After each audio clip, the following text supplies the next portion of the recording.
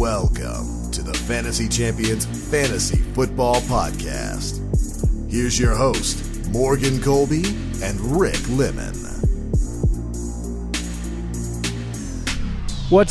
Oh, wow. I jumped the gun. You're ready to go today. I was ready to go. I literally jumped the gun. What's going on? My name is Morgan Colby. I got Rick Lemon with me as always. Poppin' Rick. What's up? We just made a trade. I guess I'm excited. Yeah, we just made a trade. Like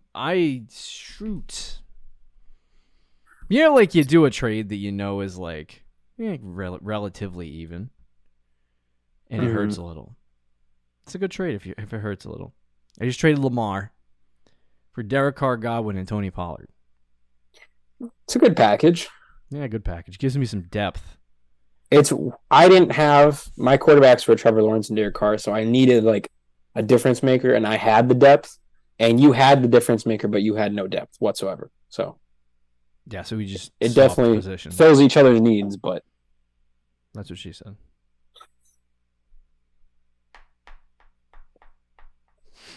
I almost just choked. I was like, well, I got real quiet for a second. Oh my gosh. There you go.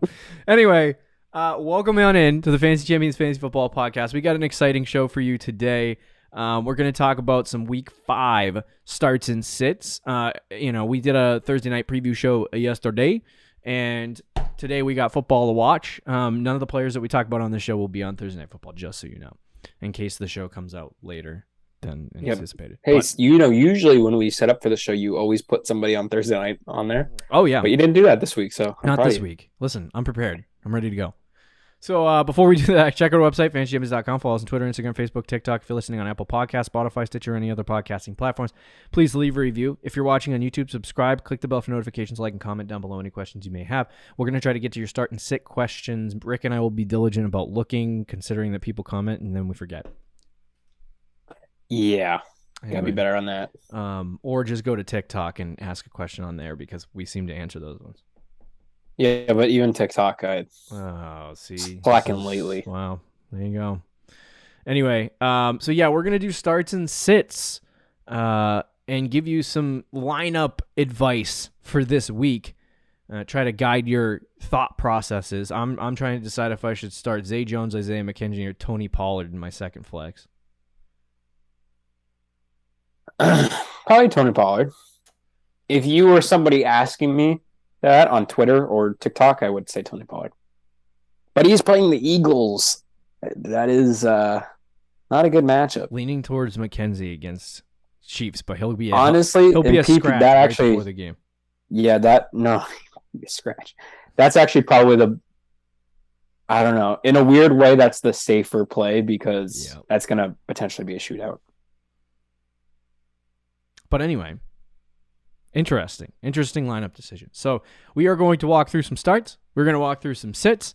Let's start with the starts, as we always do, and talk about the number one guy that I put on the list. I was going to have Rick talk about the first guy, but I think I'll start with the first guy because considering that this one is my idea. Okay. It could be a horribly misconstrued, terrible, I'm an idiot, bad idea. Or, honestly, could be the best decision I ever made for you guys. So, really could go either way. Not really sure where it's going to land. But Alec Pierce versus the Jacksonville Jaguars. He is at home. He has had a couple of weeks where he's played pretty well. Mm-hmm. The first couple weeks, he didn't run a whole ton of routes and didn't have a whole ton of success in the first 2 weeks. But the last 2 weeks, he's had 6 and 9 targets, 80 yards in consecutive weeks. In week 3, he had 60 yards, 3 catches, so he had 9 fantasy points. Week 1, he had 2 targets, no catches. But what we saw against Denver was an increase in routes run and snap percentage. So he had 34 routes run on basically 60% of the snaps. I think as the weeks go along, he is going to continue to get more work. And I think the big benefit of Alec Pierce is that you're starting to see Pittman get a lot of attention. And it's pulling the primary corner and the primary wide receiver off of Alec Pierce and putting it on other guys. So he's able to, I guess, maneuver in the offense a little more and build trust with Matt Ryan. I don't like the Indianapolis Colts' offense at all, realistically, especially without Jonathan Taylor. I don't know if he's going to play this week or not, but I do like the target share. I think if he gets 8-9 targets this week, he'll probably end up with 6-7 catches. He'll probably end up with 60 yards. If that happens, you get a 12-point game out of him. It's pretty good. And if he catches a touchdown, obviously you got a big day. So I think it's a good, decent floor play against Jacksonville with the opportunity of being a bigger week as he continues a little bit of a breakout. Usually it takes rookie wide receivers 5 to 8 weeks to get acclimated to the NFL and start having good games. We've kind of hit that point in the season. So if that starts to be the turning point for Alec Pierce and he starts performing well, then I think this is a great play. But Jacksonville is an easy defense, and Indy played so bad the first time against them, you would imagine that they're going to try to bounce back in this one. Yeah, it's a bit of a hot take, but I do like it. I like the player, Alec Pierce. I liked him pre-draft. I liked him after he got drafted. I took him some dynasty leagues, and I think he's played really well. As you said, in the first couple weeks, he wasn't really doing much, but he wasn't really playing much either. And even week 3 and 4, he wasn't playing a ton, but this past week in particular had close to a 60% snap percentage. He's gotten more targets every week the last 3 weeks, and he feels like he's really has a connection now with Matt Ryan. And it's a good matchup.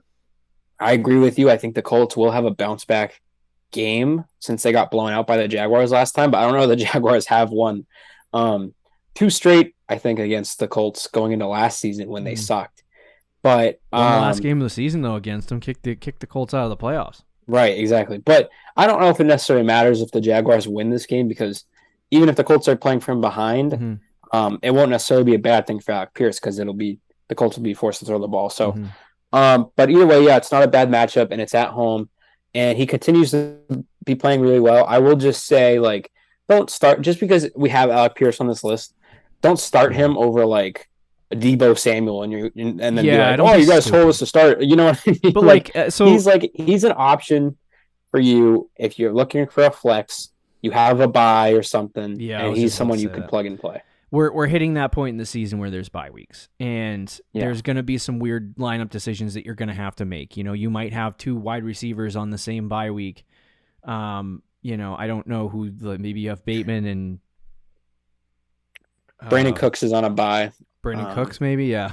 But you have some bye weeks that you need to deal with, and I think Alec Pierce slides into as a good flex this week if you need to do it. So that's specifically why this guy's a little bit of a deeper dive as a start. But any more thoughts on Alec Pierce? No, but I'll just say the Lions are on a bye, so Amon-Ra, the Raiders, you got Devontae Adams.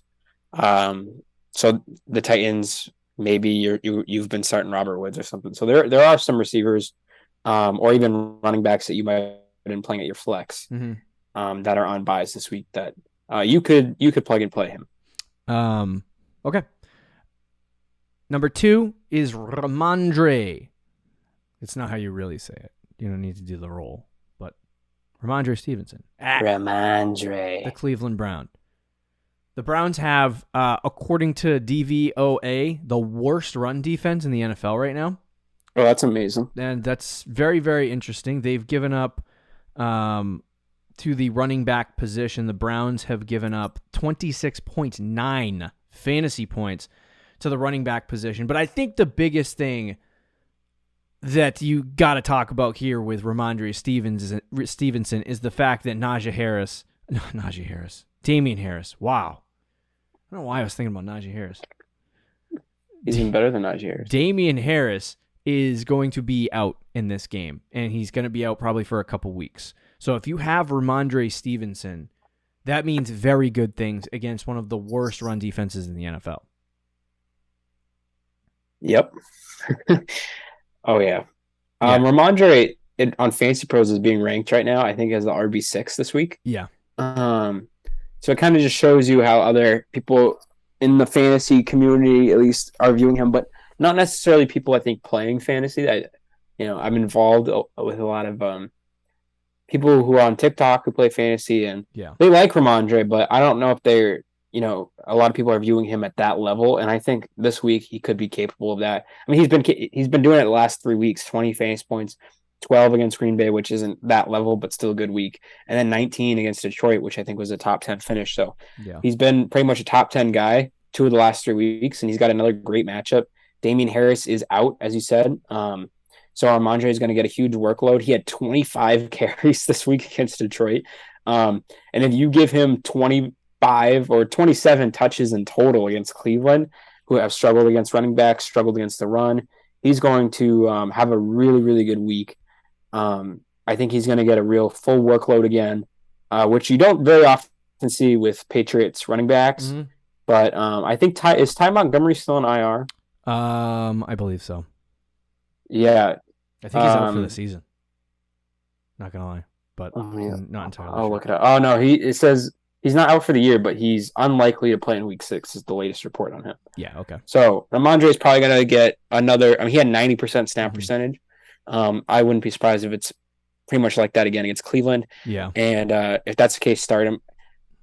I have a very interesting question for you with Ramondre, though, with the way some of the players. If you have Naja Harris, are you starting Ramondre over Naja Harris? Oh, who's Najee playing? He's playing Tampa. And let me read you Najee's last. I know what they are. Yeah. It's bad. He's the RB29 in the season. And he's coming off 2. It's starting to get a little disgusting for Naja Harris. And it's honestly it's starting to scare me a little bit. I would, he's not on our sell shows tomorrow, but if I had a shot to sell Naja Harris, I don't think you can. I do it now. You probably can't, but there might be somebody out there that still believes in Naja Harris. I mean, the Steelers are they're just abysmal. I mean, they really need an offensive line, and they don't have one. And if Najee was behind an offensive line that was good, he might be okay, but the inefficiencies and knowing that there's a rookie quarterback that you don't have to worry about at all, it's making it so hard for Najee on the ground. It's like when you're playing Madden, you just run commit the whole time. That's essentially what's going on for the Pittsburgh Steelers right now. But that is a tough question. I would probably go Ramondre. Yeah, for me, it's not even close. I'm starting Ramondre. I'm just like, because Najee was a top. I know, but at this point in the season, like, we're in week 6 now, and he has sucked. Like, once you get to week 6, I feel like if he sucked for 6 straight weeks, like, you got to not necessarily move on, but like, it's not like Ramondre is a bad option either. You know, like Ramondre is interesting because typically, like, he's got kind of the same. He's not as tall as Derrick Henry, but he's got that same like build and size. Najee's kind of similar too. Usually, guys like that can't pass catch effectively. You notice in the NFL that the pass catchers are a little like speedy backs. Like Antonio Gibson's really small. Sanders is small. McCaffrey's kind of small. Like those guys, Ramondre can pass catch. Mm-hmm. He's good at it, and he's big. So I mean, I'm starting to lean in the direction. If Damien Harris is out for a while, that Ramondre can be a top 12 fantasy running back. Yeah, like be an agreed. RB1. Oh yeah, I agree. I'm like, if Harris towards ACL before I draft, I mean, Ramondre probably in top 3 rounds, maybe 2. Yeah, I think like he would be probably a 3rd round pick. So it's not like it's like super outlandish, I think. But I mean, the amount of yards he puts on the ground, like he had, what do you have, 160? He did play Detroit this week, but he plays Cleveland this week. He plays Cleveland this week. So I'm rolling with Ramondre. I like him. Number 3, Chris Godwin versus Pittsburgh. Pittsburgh blows. I mean, they just, speaking of the Pittsburgh Steelers, they just are. Not to pile it on, but. If I'm a Steelers fan, there's no reason to be outraged, but can we just talk about like around here in Boston, we're Patriots fans, and the Pats, Boston sports media, extra harsh 90% of the time. They lather it on super hardcore, and they do anything to rip apart the team in any way they can. And they were talking about how the Patriots and the Pittsburgh Steelers were in the same spot. They had the new rookie quarterback. They have talent, and like they're in the same spot. And it's bad that they're in the same spot, because of the situation back when they played in week 2. Mhm. But the Steelers are just bad. They're not even in the same spot. They have a rookie quarterback and they can't even win football games. It's not even close to the same situation. But anyway, who's the guy Chris Godwin. I literally got was so distracted by how bad the Steelers Pittsburgh are. Steelers have given up 5 more fantasy points per game at the wide receiver position than the next closest team, who's the Tennessee Titans. That number is 41.5. They're really that. I mean, they're dead last. They're dead last. 41.5 fantasy points per game allowed through 5 weeks. This is the easiest matchup for wide receivers. Tom Brady gets a softball. He's gonna freaking smash that little softball out of the park, and probably have a really great game as well. But I think this is a good week for Godwin. He's been getting around 8 targets. Is that safe to say? Yeah, he had 10 targets in week 4. Then this week he had 6, but he only played in half the game. Yeah. So, Godwin is questionable right now. I haven't checked the practice reports. So he was limited. I think he'll probably play. But if he doesn't, I also like Russell Gage. I think he could be a good play. Agreed. But yeah, Chris Godwin against Pittsburgh is easy. Yeah, when Godwin's actually been out there the last 2 weeks, he's been getting the most targets, and it's why I'm very high on Godwin, even rest of the season, because when he's out there, he doesn't get the red zone that Mike Evans does, which is why Evans, I think, was ranked higher going into the year. Also, the injuries with Godwin, of course, but when both guys are out there, Godwin at least has the same amount of targets, if not more, than Mike Evans, and he's like the third down guy, so he's going to get a lot of targets against a really bad team. And as you said, it's kind of a softball game for Brady, I think. But even the last 3 weeks, Brady has thrown for, or at least the last 2 weeks, he's thrown for over 300 yards by a decent amount. 350 last week. Yeah. 385 the week before that. Against Pittsburgh, I would expect that again. I'm expecting minimum 350 passing yards this week for Brady. So he has another big week, couple touchdowns. Godwin will definitely be involved in that. I love Chris Godwin this week. Yeah. Safe play. Are we at a risk? Yeah, we got one risk and one safe one. We got one risk and one safe one and one really good start. So there you go. Yeah. Let's move to sits.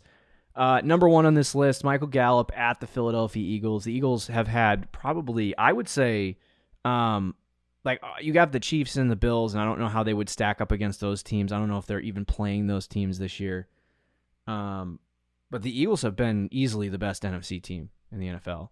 Offensively and defensively. They've been the best team in the NFL technically. Yeah, best team in the NFL technically, but I would take the Bills and the Chiefs over them.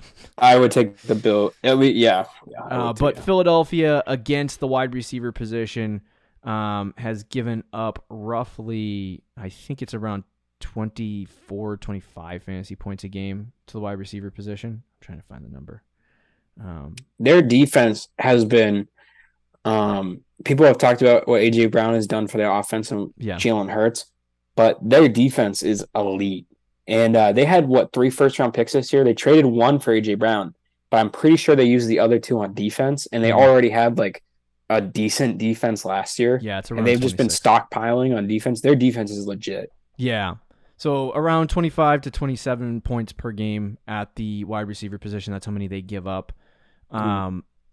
You have Cooper Rush at quarterback for the Dallas Cowboys. So, I mean, there's been some really good games for CeeDee Lamb, and there's been some good situations, surrounding the Dallas Cowboys, even with Cooper Rush at quarterback. I think there's also a chance that Dak Prescott comes back this week, but I don't know that that's going to happen. I would actually feel like it's more likely that it doesn't, but when you look at it... I'm pretty sure Dak's not playing. Yeah, I'm pretty sure Dak's not playing. So with that being said, I mean, Michael Gallup came back. He's played about half the snaps. He's been eased back in.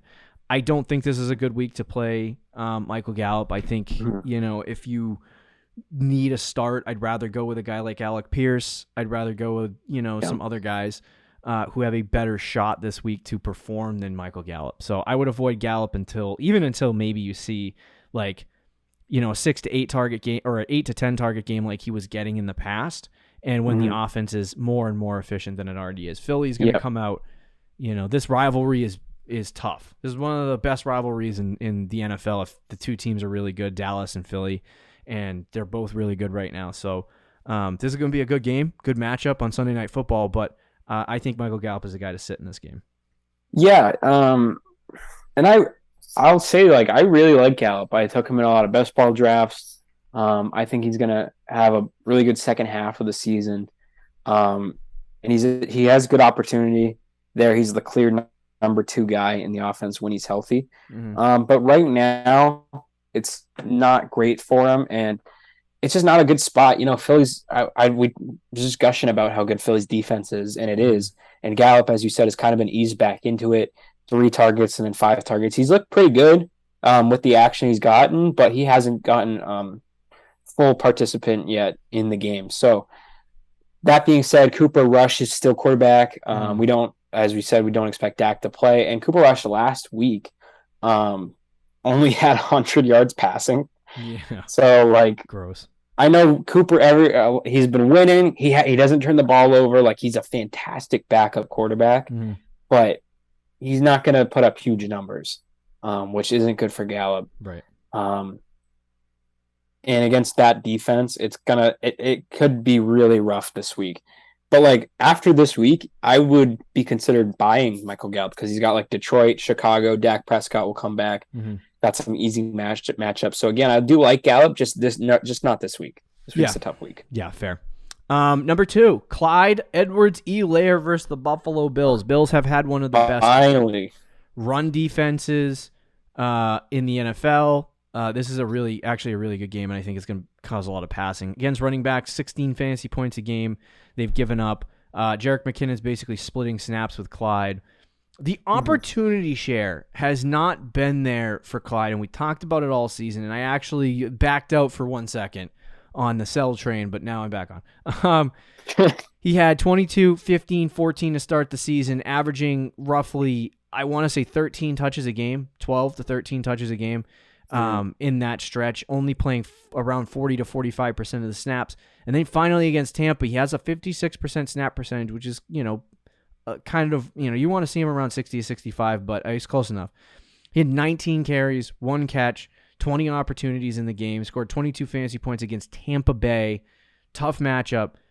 Then he follows it up the next week, going back to 45% snap percentage, or he was at 43 if you want accuracy, and he had 11, 12 touches for a grand total of 35 yards. So, and no touchdowns. That is Clyde Edwards-Helaire. That's what's going to happen. There's going to be good weeks. There's going to be bad weeks against the Buffalo Bills. I don't feel like Clyde Edwards-Helaire is going to have a good week. I think they'll stop Clyde from scoring a touchdown this week, which will limit his upside and cause him to be a bad play. So if you have an opportunity this week, if you have to start him because of bye weeks, then fine. But if there's an opportunity where you have a better play this week, I would go with the better play and sit Clyde. Yeah, I mean, he finally came back down to earth against the Raiders, but he's been doing this all year. Like, other than the week against Tampa and the Chargers, which were actually very good games. But, like, against the Colts, he had 7 carries for 0 yards.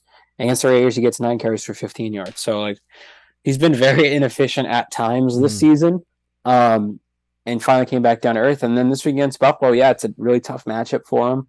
I do think he could get some fantasy points in the passing game, which could end up making him at least a decent flex. But the expectation that you probably have on Clyde right now is not realistic. The player that he's been this season is not who he really is. A guy who's getting you like 15 to 20 points a week. He's really just not that. He's more of a guy who could get you that in a given week, but he's more realistically going to get you like 7 to 10 fantasy points. And I think that's probably what he does against Buffalo, unless he's able to get a touchdown, which he's gotten a lot this season. Yeah. He has 5 touchdowns on the year so far through 5 weeks. Oof. That's pretty good. That's pretty good. That's fire. Hot. Yeah, but not a touchdown this week, and look what happened, 6 fantasy points. So I think he'll be a little bit better this week on the ground just because he was so bad last week, but it is Buffalo. So it's hard to say. Yeah. I'm going to assume he gets about 8 to 9 fantasy points. And there's other players that you could probably sub in and get better production than that. Yeah, fair enough. Third and final is a softball. We'll get you out of here real quick. Don't start any Atlanta running backs versus San Francisco. San Francisco, always been a pretty good defense. This year, they've given up 15 fantasy points a game to the running back position. I don't know if Patterson's coming back or playing. I think he's still on IR, so he's out. And then you have Tyler Algier and then that other guy, Caleb Huntley. And I think between the two of those guys, it's probably split right down the middle in terms of fantasy points. I don't think the position itself scores more than like 13 or 14. So with that being said, it's going to be a really, really tough go about it for the Atlanta running backs. I would not start either one of them this week. I wish I could tell you Algier is a good start this week when you need plays against buys, but it's just not. It's not the week to play him. So I would sit him against San Francisco. Yeah, I would too. I mean, I'm in a situation because Damien Pierce is on a bye, and I just traded Tony Pollard to you. Mm-hmm. So I'm kind of in a tough spot, and I'm choosing between Tyler Algier and Rachaad White, which is two very bad options. And I think I might choose Rachaad White over him, which just kind of shows you how we're feeling about that. The San Francisco defense, as you said, is elite. It's probably like a top 3 defense in the NFL, top 5. And the Falcons last week played against Tampa, which also has a great rush defense, and they couldn't do anything on the ground. So I think it's going to be a similar week this week in San Francisco. Okay. There you go. Starts and sits week 6 in the books. Start Alec Pierce, Ramondre Stevenson, Chris Godwin. Sit Michael Gallup, Clyde Edwards-Helaire, Atlanta running backs. And we'll do buys and sells tomorrow. Get some trades in. We'll talk to you later, guys. See ya. See you. Thank you for listening to the Fantasy Champions Podcast. Make sure you subscribe on iTunes and YouTube and follow us on Twitter @TheFFChamps.